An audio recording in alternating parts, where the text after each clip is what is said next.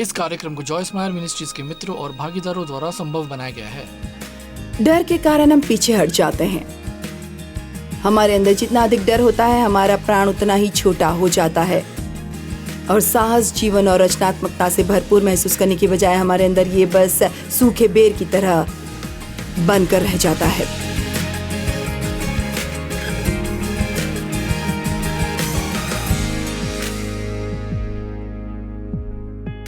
डर का अर्थ है उड़ जाना या दूर भागना। इस शब्द का यही अर्थ है, उड़ जाना या भाग जाना। वास्तव में हर बार आप बाइबल में देखते हैं, डरो मत, जो पूरी बाइबल भर में है। डरो मत क्योंकि मैं तुम्हारे संग हूं। डरो मत क्योंकि मैं तुम्हारे संग हूं। डरो मत क्योंकि मैं तुम्हारे संग हूं। डरो मत क्योंकि मैं तुम्हारा साथ कभी नहीं छोड़ूंगा और ना कभी त्यागूंगा। बाइबल हमें न डरने का मुख्य कारण ये बताती है कि परमेश्वर हमारे साथ है, और यदि वो हमारे साथ है तो वो हमसे प्रेम करता है और वो हमारी देखभाल करेगा। आमीन। और मैं आपको बता रही हूँ, आने वाले वर्षों में दुनिया में चाहे कुछ भी आए, परमेश्वर आपसे प्रेम करता है, वो आपके साथ है और वो आपकी देखभाल करेगा। और आपको इस पर ध्यान देना होगा क्योंकि हम में से कोई भी निश्चित रूप से नहीं जानता समाज में क्या होने वाला है। किसने कभी सोचा होगा कि इस देश में मसीही लोगों को सताया जा सकता है, और फिर भी हम अपने रास्ते पर हैं। आमीन।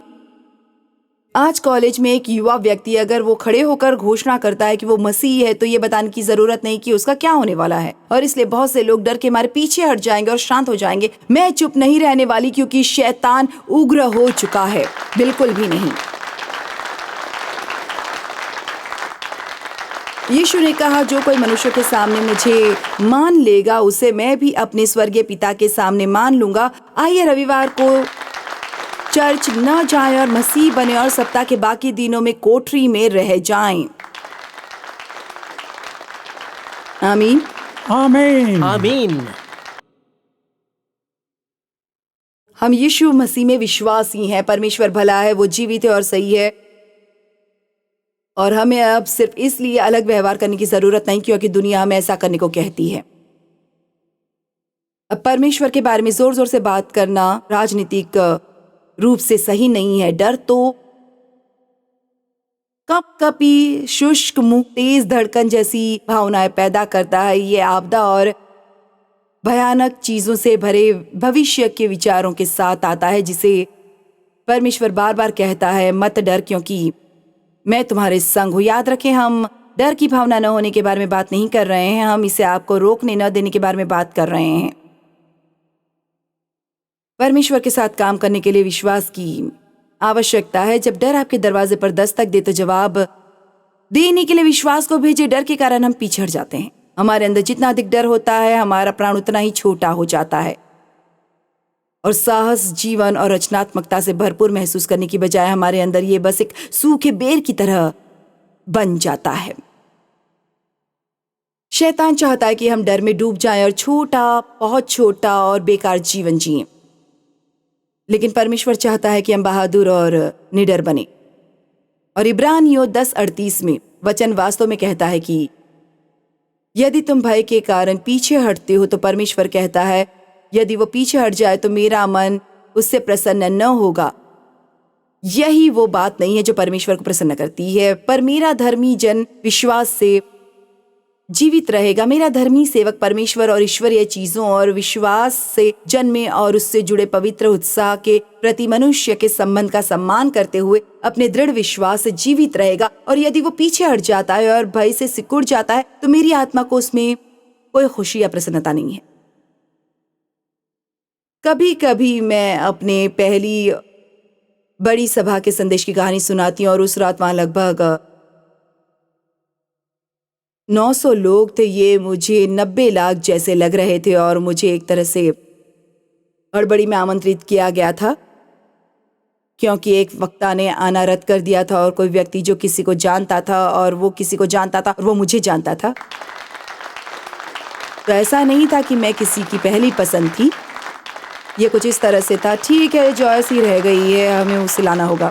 और मैं केवल एक कार्यशाला की वक्ता थी, मैं कोई मुख्य सभा की वक्ता नहीं थी, और इसलिए इसका वास्तव में मतलब ये नहीं कि मैं महत्वपूर्ण लोगों में से एक नहीं थी।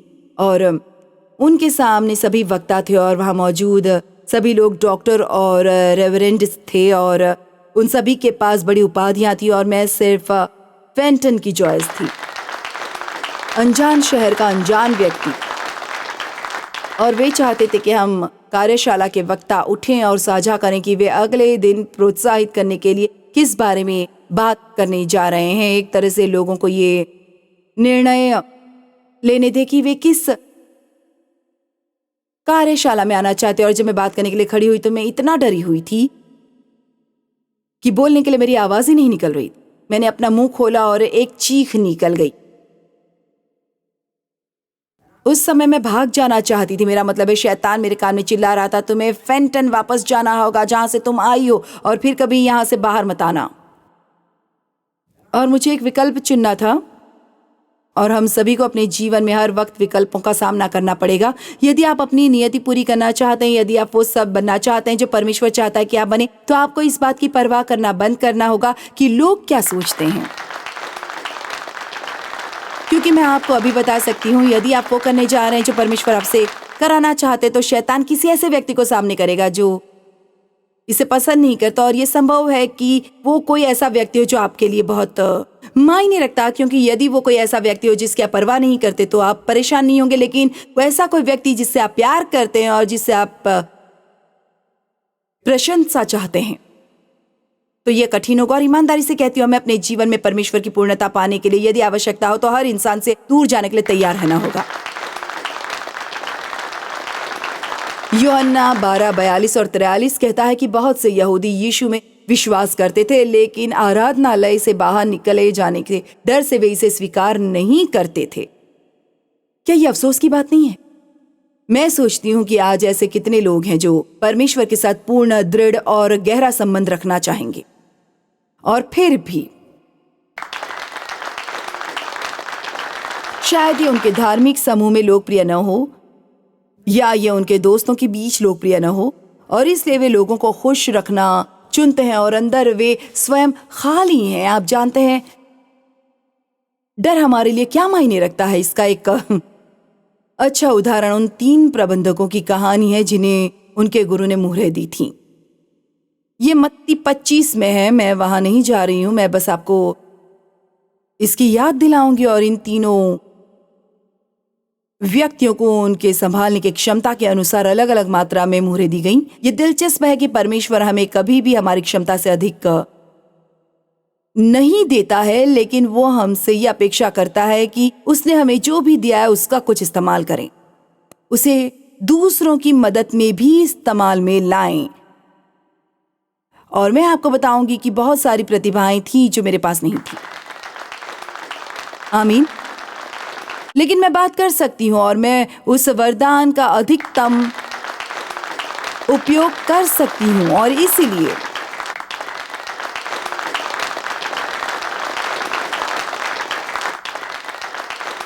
एक व्यक्ति को 5 मुहरें दी गई और उसने जाकर उन 5 मुहरों का निवेश किया, और जब मालिक हिसाब लेने आया तो उसने उसे 5 और 5 कुल 10 वापस दिया। और मालिक ने कहा, बहुत बढ़िया, तुम अच्छे और वफादार सेवक हो, प्रभु के आनंद में प्रवेश करो। दूसरे आदमी को 2 मुहरें दी थी, उसने उनका निवेश किया और मालिक को 4 वापस दिए। बहुत बढ़िया, तुम अच्छे और वफादार सेवक हो, प्रभु के आनंद में प्रवेश करो। लेकिन जिस प्रबंधक को 1 मुहर मिली थी, उसने वास्तव में साबित कर दिया कि वो इसे संभाल भी नहीं सका। हालांकि परमेश्वर ने उसे एक अवसर दिया, क्योंकि जब मालिक वापस आए तो उसने कहा, मैंने छिपा दिया, मैं डर गया था और मैं आपकी मोहर को छिपा देना चाहता था। और उसकी पीठ नहीं थपथपाई गई। और मुझे खेद है कि तुम्हारे जीवन में ये डर था। मेरा मतलब है, यीशु ने उसे डांटा था, ओ तुम दुष्ट, आलसी और निकम्मे नौकर हो।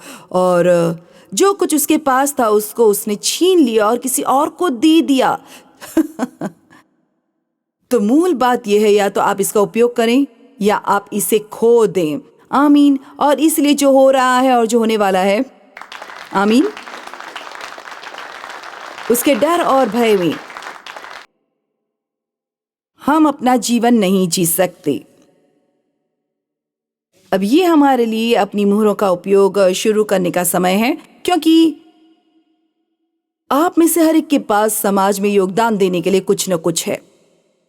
आप में से हर एक के पास एक सेवकाई है, आप में से हर एक के पास परमेश्वर की ओर से अभिषेक है। मैंने कहा आप में से हर एक के पास एक सेवकाई है, हर एक के पास एक सेवकाई मौजूद है। बस आप गौर से देखें। और मुझे बस ये सोचना अच्छा लगता है कि क्या होगा यदि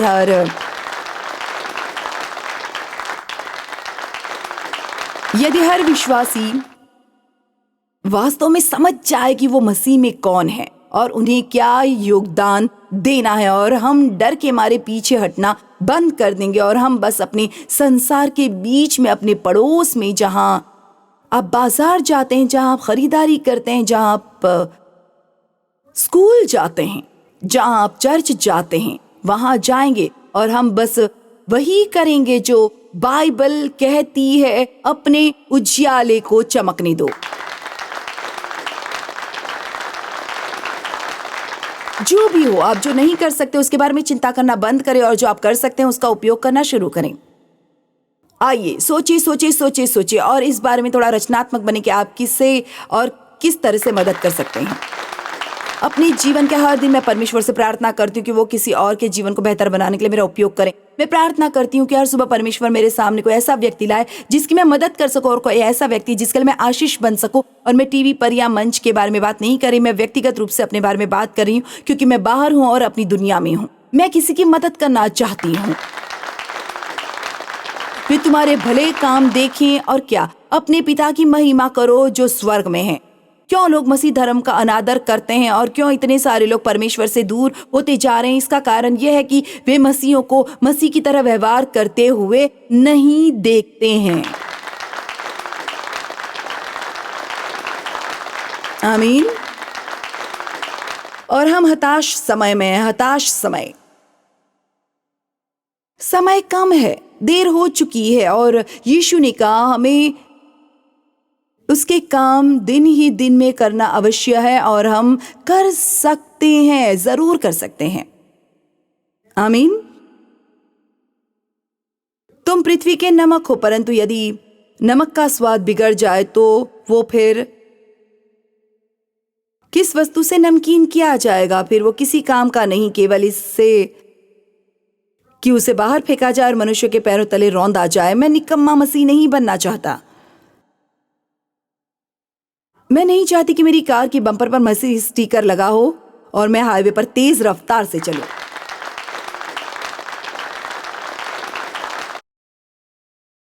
तुम जगत की ज्योति हो। जो नगर पहाड़ पर बसा हुआ है वो छिप नहीं सकता, और लोग दिया जलाकर पैमाने के नीचे नहीं परंतु दीवट पर रखते हैं, तब उस से घर के सब लोगों को प्रकाश पहुंचता है। पद 16। उसी प्रकार तुम्हारा उजियाला मनुष्यों के सामने ऐसा चमके कि वे तुम्हारी नैतिक उत्कृष्टता और तुम्हारे प्रशंसनीय नेक और अच्छे कामों को देखें, और तुम्हारे पिता को जो स्वर्ग में है पहचाने, आदर करे और स्तुति करे और महिमा करे।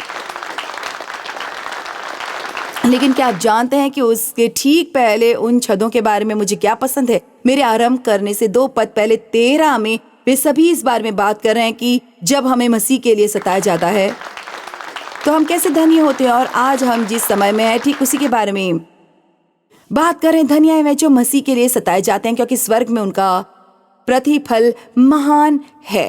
और वैसे याद रखें, आप पृथ्वी के नमक है, दुनिया की रोशनी है, इसलिए वहां से बाहर निकले और सताव के बीच भी अपनी रोशनी चमकने दें। आप में से कुछ लोगों के लिए सताव का मतलब सिर्फ इतना है कि हो सकता है कि आपके मित्र अब आपके साथ घूमना नहीं चाहते क्योंकि आप एक कट्टरपंथी उग्र मसीह बन गए हैं।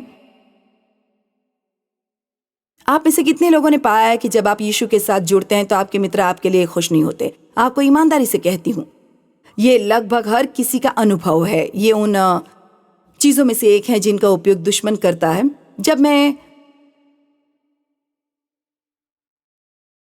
अब मैं चाहूंगी कि हम इब्रानियों 13 के पद 5 और 6 को देखें। अपने चरित्र या अपने नैतिक स्वभाव को पैसे के प्रेम, लालच, लोभ, वासना और सांसारिक कब्जे की लालसा सहित से मुक्त होने दो और अपनी वर्तमान परिस्थितियां और आपके पास जो भी है से संतुष्ट रहें, क्योंकि उसने, परमेश्वर ने स्वयं कहा है। क्या आप इसके लिए तैयार हैं? मैं किसी भी तरह से तुम्हें विफल नहीं करूंगा, नहीं त्यागूंगा और नहीं तुम्हें समर्थन के बिना छोड़ूंगा। मैं नहीं, मैं नहीं, मैं नहीं, मैं नहीं।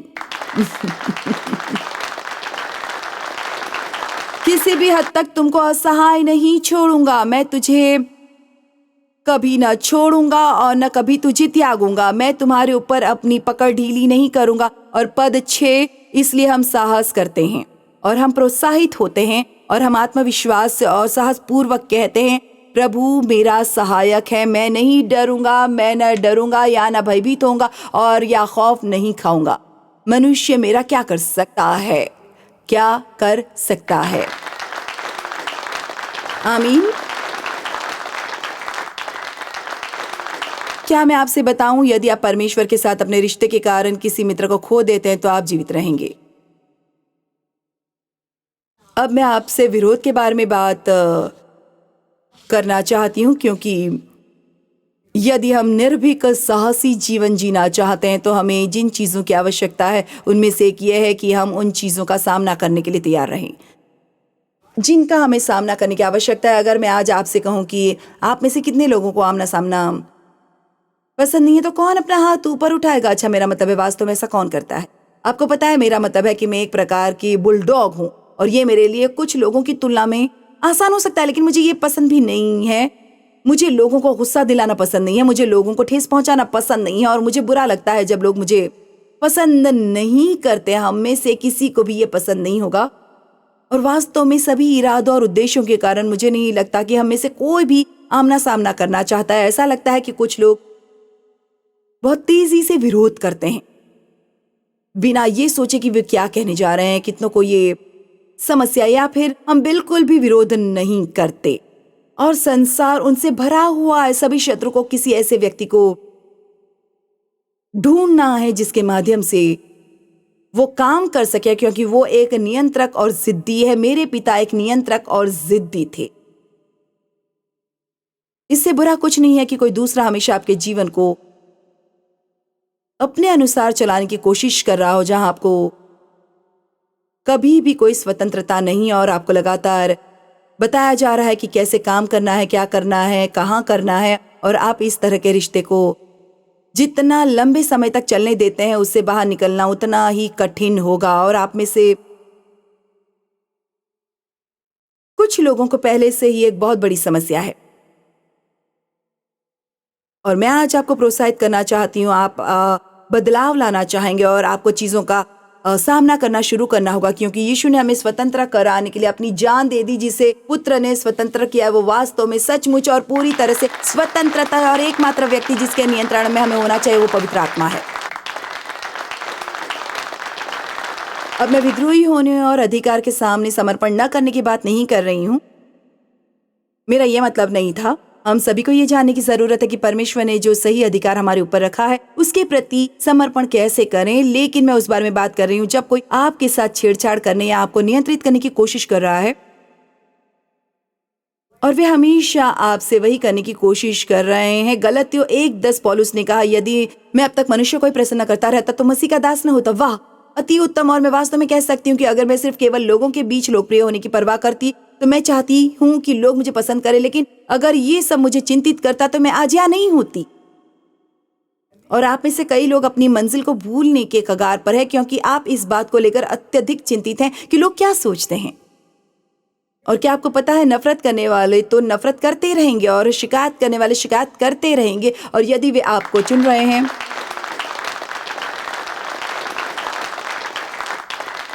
तो कम से कम वे किसी और को अकेला छोड़ रहा है। यीशु ने स्वयं को बिना किसी प्रतिष्ठा के बना लिया। उसने इसे शीघ्रता पूरा कर लिया ताकि वो आगे बढ़ सके और वही कर सके जिसके लिए परमेश्वर ने उसे भेजा था। और हमेशा कोई न कोई फरीसी आरोप लगाने की ताक में रहता है। लेकिन मैं आपको बता दूं कि जब आप जाते हैं कि आप मसीह में कौन हैं, तो आपको अन्य लोगों के आरोपों के बारे में अत्यधिक चिंतित होने की आवश्यकता नहीं है। प्रेरित तो 5:29 में मैं एक बार एक चर्च में गई थी और मुझे लगता है कि पास्टर ने 3 महीने तक इस पर उपदेश दिया था और इसलिए मैं प्रेरित तो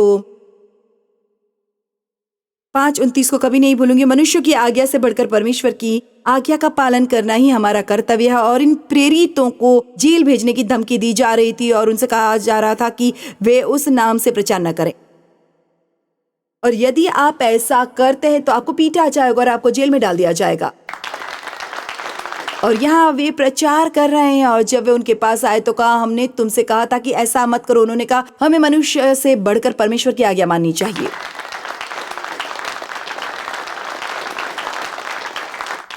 ऐसे लोगों का एक समूह बनाए रखने के लिए उनके साथ अपना रिश्ता न छोड़े जो संभवतः आपके बारे में बिल्कुल परवाह नहीं करते। अपने अतीत से आमना सामना करें। मेरे पिता ने मेरा यौन शोषण किया और ये घर का सबसे बड़ा राज था। ये कमरे में हाथी की तरह था। ये ऐसा था जैसे हर कोई जानता था, लेकिन किसी ने बात नहीं की। मेरी माँ को पता था क्योंकि उसने एक समय में उसे पकड़ लिया था जब मैं 9 साल की थी। तब मैंने उसे बताया था, लेकिन वो कायर थी। वो नहीं जानती थी इससे कैसे निपटा जाए। इतने साल पहले किसी ने भी ऐसी किसी चीज के बारे में बात नहीं की थी, और निस्संदेह उसने माँ से झूठ बोला और वो उससे डरती थी क्योंकि वो हिंसक था। आखिर में हुआ ये कि उसके डर ने उसके जीवन को नष्ट कर दिया और मेरे जीवन को नुकसान पहुंचा, मेरे भाई के जीवन को नष्ट कर दिया। और वास्तव में मेरे पिता की मदद नहीं की। कभी कभी आप लोगों का विरोध करके उनको किसी चीज से मुक्त होने में मदद कर सकते हैं, लेकिन मूल बात यह है कि हमने इसके बारे में कभी बात नहीं की। जब मैं 18 साल की हुई तो मैंने घर छोड़ दिया, ये सोचकर कि मैं समस्याओं से दूर जा रही हूं, लेकिन समस्या ये थी कि मैं समस्याओं को अपने साथ ले गई। ये मेरे प्राणों में बसी थी। बस किसी चीज से दूर हो जाने का मतलब ये नहीं कि वो खत्म हो गई, या आपको उससे निपटना होगा। लेकिन मेरा मानना है कि मेरे लिए अपने जीवन में उस डर का सामना करना जरूरी था, क्योंकि मैंने अपना पूरा जीवन उसके डर में जिया था। और डेव ने मुझे तब भी बताया जब हमारी शादी हो गई और कुछ साल हो गए। उन्होंने कहा, जब हम तुम्हारी माँ और पिता के घर जाएंगे या तुम्हारे पिता यहाँ आते हैं, उन्होंने कहा, तुम एक अलग व्यक्ति की तरह बन जाती हो, तुम अलग तरह से व्यवहार करती हो। ठीक है, जब आप उन चीजों से नहीं निपटते जो आपके प्राणों में है, आप अलग व्यवहार करते हैं। और आप में से कुछ के लिए अपने अतीत का सामना करना उतना ही सरल हो सकता है जितना किसी विश्वसनीय मित्र के साथ बैठना और किसी ऐसी चीज के बारे में बात करना जो आपने बहुत समय पहले किया था, जो अब भी आपको परेशान करती है। किसी ऐसी चीज के बारे में बात करना जो किसी ने बहुत समय पहले आपके साथ किया था या अभी भी आपको परेशान कर रही है। आप जानते हैं ऐसे कितने लोग हैं जिनके साथ बचपन में दुर्व्यवहार किया गया, जिनकी उम्र 50, 60 और 70 वर्ष है और उन्होंने कभी किसी से नहीं बात। और यदि आप मानते हैं कि आप इससे पूरी तरह मुक्त हैं, तो मैं आपको ये नहीं कह रही हूँ कि आपको कुछ करना होगा, लेकिन मैं सिर्फ ये कह रही हूँ कि हमें सुरक्षित मित्र बनाने की आवश्यकता है जो हमारे रहस्यों को बनाए रखें, जिनसे हम बात कर सके, क्योंकि कभी कभी आपको अपना मन हल्का करने की आवश्यकता होती है।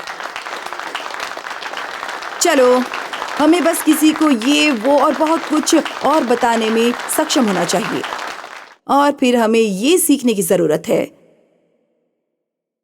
कि स्वयं और अन्य लोगों की बीच समस्याओं का आमना सामना कैसे करें, और इसे बाइबल आधारित ईश्वरीय तरीके से करें। क्या आप जानते हैं कि स्पष्ट वार्तालाप के 1 या 2 वाक्य बहुत सारी समस्याओं का समाधान कर सकते हैं, क्योंकि कई बार हम सोचते हैं कि वे सोच रहे हैं और वे बिल्कुल भी नहीं सोच रहे होते, और हम इसलिए उनके प्रति अजीब व्यवहार कर रहे होते हैं क्योंकि हमें लगता है कि वो सोच रहे हैं।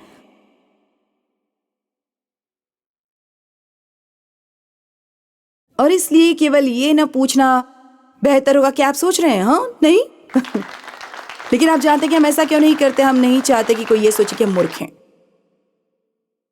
और इसलिए पूछने से न डरें। अगर वे सोचते हैं कि आप मूर्ख हैं तो हमें इसकी परवाह नहीं है। अधिकतर इसका वास्तव में आपसे कोई लेना देना नहीं होता है। इतनी सारी समस्याएं इसलिए पैदा होती हैं क्योंकि जब आपको किसी से कोई समस्या होती है तो आप उनके पास जाने के बजाय अन्य लोगों के समूह के पास जाते हैं, जो फिर अफवाह बन जाती है और कलह फैलाती है। हम अपने कार्यालय में लोगों को यही सिखाने का प्रयास करते हैं, यदि आपको अपने विभाग में किसी के साथ समस्या हो रही है तो वही करें जो बाइबल कहती है। यदि तेरा भाई तेरे विरुद्ध अपराध करे तो जा और अकेले में बातचीत करके उसे समझा। अकेले में चलो। यदि वो तेरी सुने तो तूने अपने भाई को पा लिया। और फिर ये आगे कहना है, यदि वो न सुने तो 1 या 2 जन को अपने साथ और ले जा। संपूर्ण मुद्दा यह है कि आप उसे लौटा लाने का प्रयास कर रहे हैं, उसकी प्रतिष्ठा को नष्ट करने का नहीं। लेकिन निश्चित रूप से ऐसा होता है क्योंकि लोग टकराव नहीं चाहते हैं। चलो ये अच्छा है, वो किसी और के पास जाते हैं और वास्तव में समस्या को और भी बदतर बना देते हैं। और सुनिए, हमें ऐसा करना बंद करना होगा। उस प्रकार का व्यक्ति ना बने जो चीजों का सामना करने से डरता हो। वो करो जो तुम्हें करने की आवश्यकता है और परमेश्वर तुम्हें तुम्हारे जीवन में विजय प्रदान करेंगे।